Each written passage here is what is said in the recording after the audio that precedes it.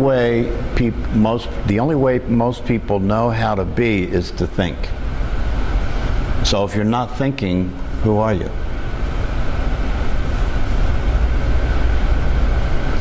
So when you say it's difficult to keep your attention on the breath because the mind takes your attention, right?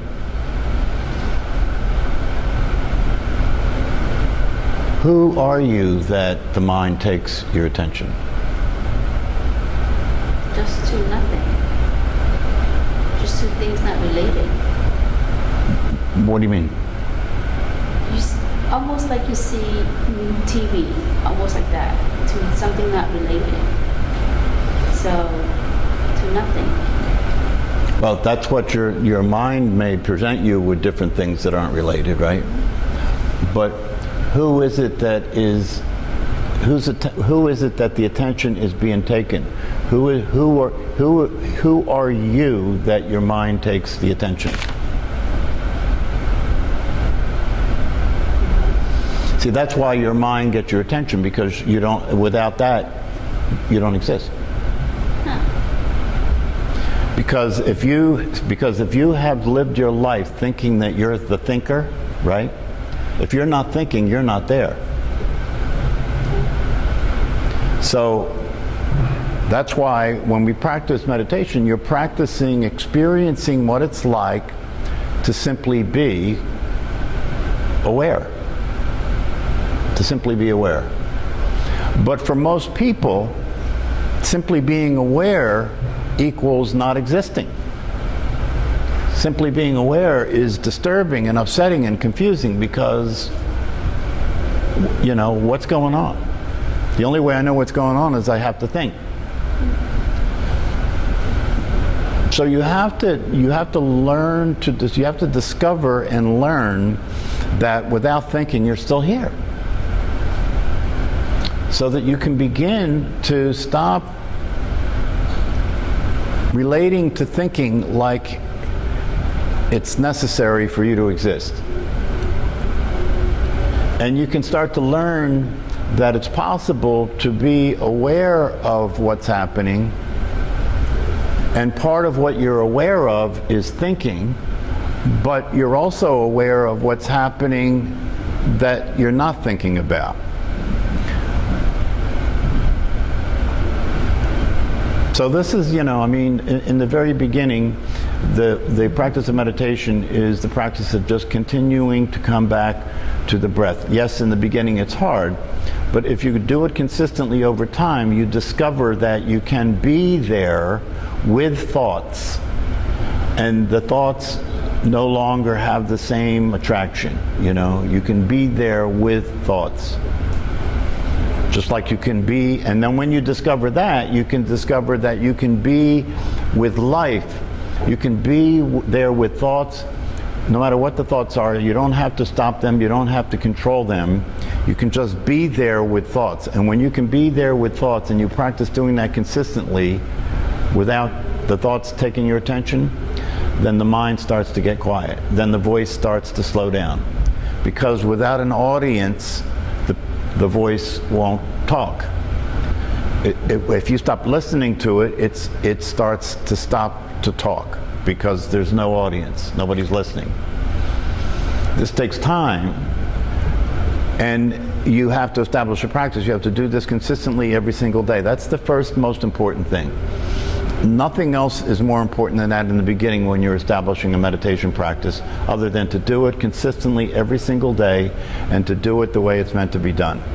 If you do that, and you begin to learn about what you're doing and why you're doing it, what the teachings are that are behind the practice, right?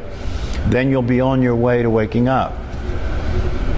And even before you are totally awake, it's important to begin to study what it's like to be awake, so you have a motivation. So you have, if you want to be happy and you want to have peace and you want to have your life be an interesting, exciting experience, and you want to be effective, you want to be skillful, you want to be able to relate to the circumstances you're in and the people in your life in a way that's effective, right?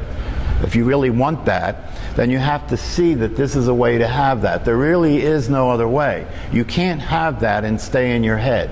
You can't have that and stay asleep, because your mind won't let that happen. Your mind has got a different program than to have you be happy. If the program of your mind was to have you be happy, you'd be happy already. It's not to have you be happy.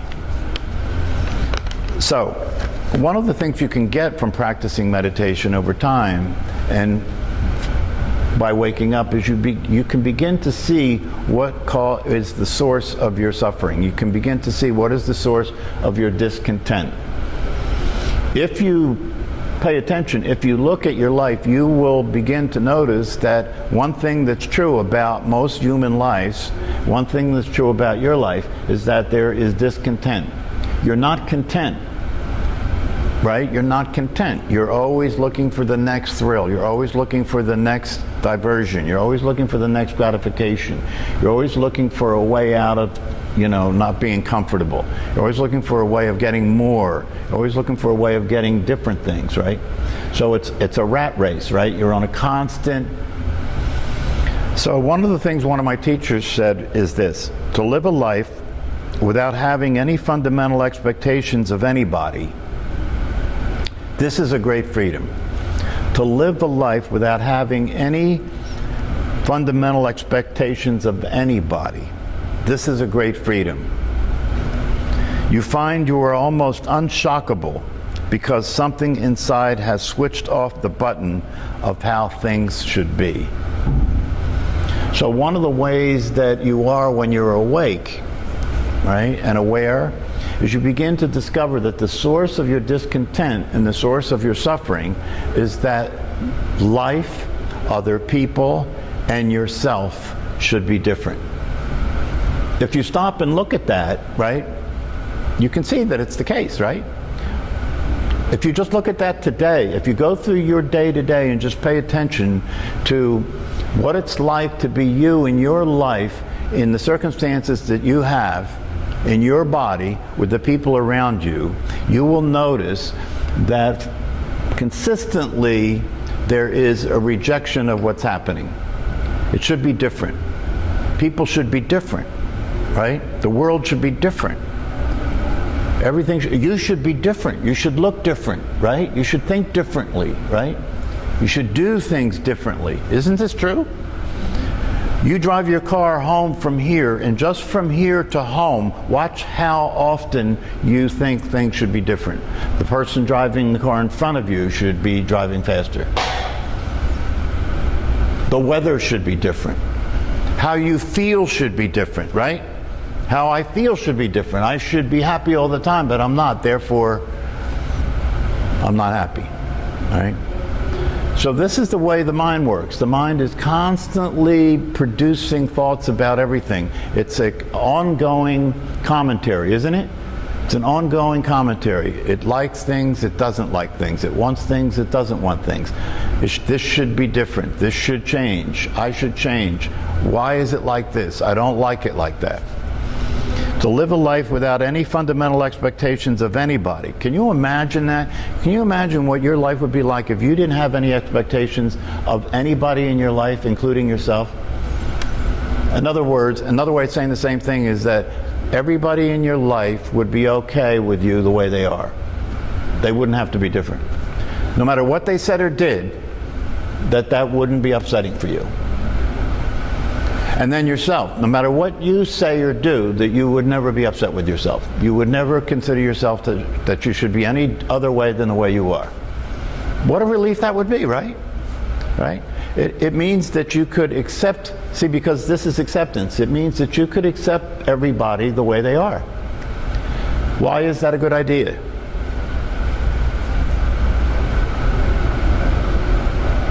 No conflict. There's no conflict, right? But if you really look and see, why it's a good idea. It's the reason it's a good idea to accept other people the way they are is, now watch how obvious this is because that's the way they are. They're not different, right? So if you reject them because that's the way they are, then you suffer because that's the way they are. They're not different, and you're the one that's suffering. If you wake up in the morning and the sun's not out and you expect it to be sunny and you're upset, right? Then you get to suffer because that's the way it is. It's not going to change because you don't want it to be that way. This is hard for people to get because your habit, the way that we are habitually being is not only do we want things to be different than the way they are, but we really believe they should be, right? It's not just that I want things to be the way they are, but it really should be. The person driving in front of me that's driving too slow, they should really be driving the speed that I think they should be driving. That would be the right speed, right? So if you begin to pay attention to this in your life, you'll see this is the hell that you've created for yourself to live in. This is the hell you've created for yourself to live in. You should be different, life should be different, people should be different, the weather should be different, the politicians should be different, the money should be different, what you own should be different, your past should be different, your future should be different, right? That's a hell. That's hell. That means that everything isn't okay. Nothing's okay. So the single word that would represent the way you're being in your life is the word no. Isn't it? Right? You wake up in the morning, no. Not again. Right? Somebody in your life behaves in a way that you don't like. No.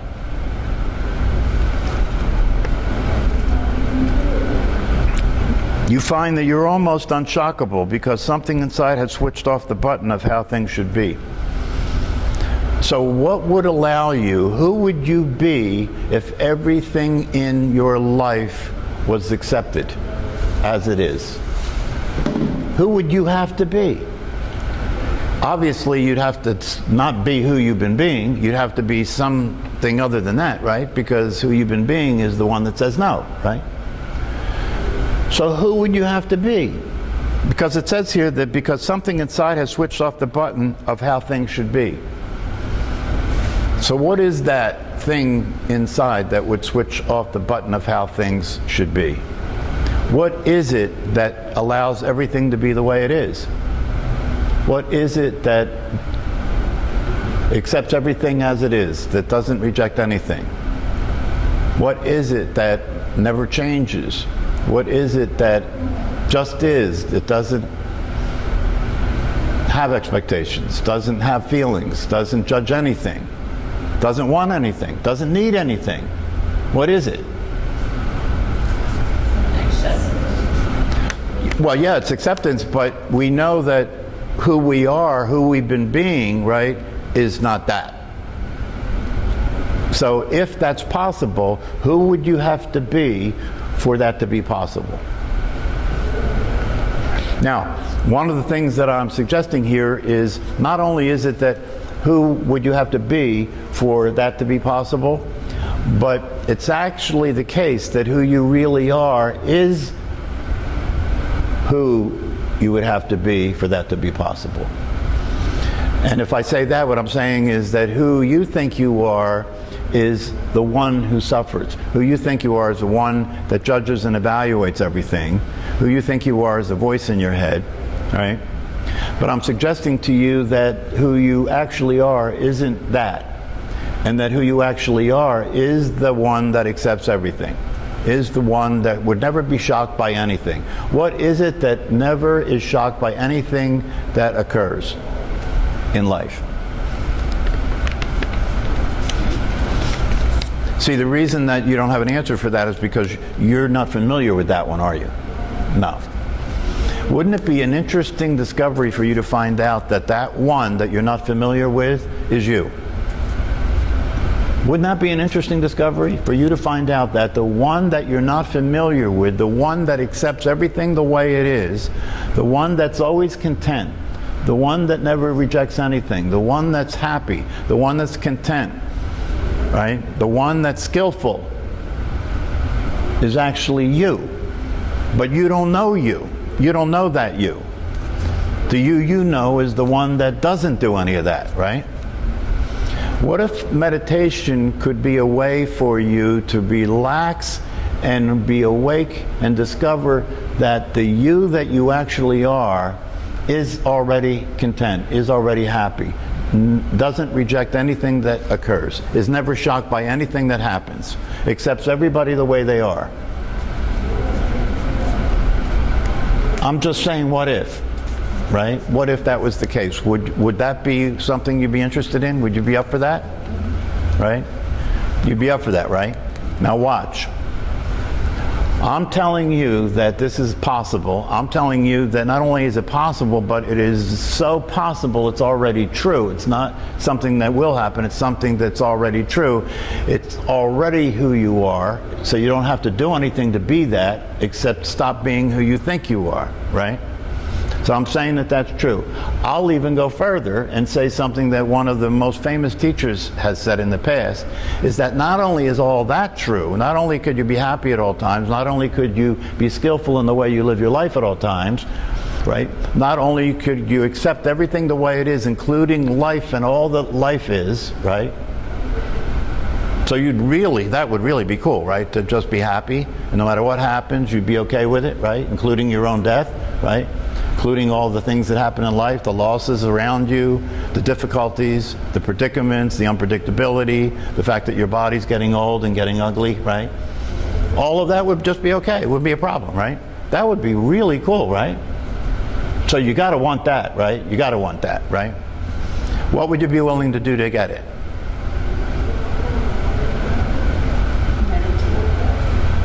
Well, easy to say. Easy to say, right? Easy to say. There was a guy, one of the teachers in the past who taught meditation and taught these teachings, said to the people that he was teaching, I offer you life everlasting. I offer you life everlasting. I'm saying that the biggest thing that human beings are afraid of, which is death itself, I'm telling you that won't happen to you if you really practice this completely and learn this completely. That's the biggest prize you can get, right? But even with that offer being made, most people could not do what it would take to get that. So if what I'm talking about here is possible for you, and what it would take to have that possibility be realized is to do this practice every single day, to dedicate yourself to doing this practice every single day, and to dedicate yourself to waking up, to dedicate yourself to learning about these things, learning about what you really are versus who you think you are. If that's what it would take, right, would you do that? See, what it would mean is this would have to be the most important thing in your life. Right? This would have to be the most important thing in your life. You would have to dedicate your life to this so that meditation became something that you would not do, it would just be something you would not consider not doing. You would do it every single day, right? In order for you to realize what this has to offer, right? And for you to become interested in this enough that you begin to study the teachings and you begin to really get involved in this. But just like this class, just like anything, just like meditation, you go, if this is really true, and you're willing to accept the possibility that this is really true, if you meditate every single day for at least 15 or 20 minutes, right, watch what happens. And the reason that I can predict what will happen for most people is because most human beings, in the state of mind that they're in, are unable to act in their own best interest. There are many things that you know are good for you, aren't there? Right? As far as the way to eat, the rest to get, the exercise to get, the way you should behave with other people, the way you should take care of yourself, right? You don't do any of that, right? So why do you think this is going to be any different than that, right? See, and I'm not saying that to say that there's anything wrong with you, right? I'm not saying that to say that, you're a failure, right? I'm saying that to say that you don't understand what you're up against. You're up against your own mind. Your mind wants you to continue to do what you've been doing. It's a habitual mind. It has patterns. It wants you to keep doing what you've been doing. If you start to try and practice meditation every single day without fail, right?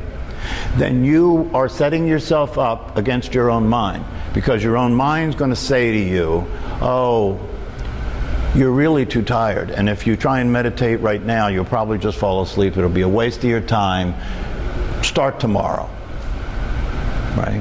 And because most people think that the voice in their head is them, you're not going to argue with yourself, right? So you just go along with it, just like you have all your life. You go along with what the voice tells you to do, and even though a lot of the time it doesn't work out, you still listen to it. You still trust it. You still believe that it is seeing things clearly. If it was seeing things clearly, your life would be working 100%. So that's what I leave you with today, as I leave you with the challenge. If there's a possibility here that you could wake up and realize that who you are, it can accept everything as it is all the time and be happy and content and not be afraid of anything. If that's a real possibility, and I say that it is, right, then the question is, how much do you want that? What are you willing to do to have that? If having that begins with doing this practice every single day and coming to this class every single class so you can keep learning and keep getting inspiration and have guidance, right? If that's what it would take, would you be willing to do that? Now notice, right, that marriage is a good example of this, right? People get married, they get up in front of a preacher or of a judge or whatever, and they make a promise, right? I promise to stay with you the rest of my life, no matter what happens, right? No matter what happens. Whether we get sick, no matter what happens, we'll stay together, right? And what's the rate of divorce? 50%. Over 50% of the people that make those promises don't keep them. And all that has to happen is the voice in their head has to say to them, oh, I made a mistake. That's the end of the marriage. Doesn't matter what commitment you made, right? So over 50% of the people don't keep their commitment. And then I say that there's another 40-something% of those people that stay together with the person, but they're not really married. They're just putting up with it, because they don't want to lose their money, they don't want to split the family up, right? And so they end up living alone together, they compromise themselves, and then they resign, and they say, oh, this is the way life is anyway. You shouldn't expect it to be any different. Everybody's miserable after you're married for a while, right? So they talk themselves into resignation, to give up, to just give up, right? So if that's the case about marriage, and marriage is considered by most people to be one of the most important things in your life, right? To make a lifelong commitment to another person, look at the success rate of that. So I'm telling you that you could sit here today, and if I could prove to you that you would live forever, if I could prove it to you, if I could prove that what I promised would be the case for you is true, if I could prove it to you, you still wouldn't be able to do it. That's what you're up against. So that's the challenge, you know. Are you willing to practice meditation with that challenge? With this meditation could offer you a completely different experience of your life. So we'll see, you know. You heard the message, you had an opportunity to hear the possibility, and now just notice what happens with you after you leave here. Notice what happens. Okay, namaste.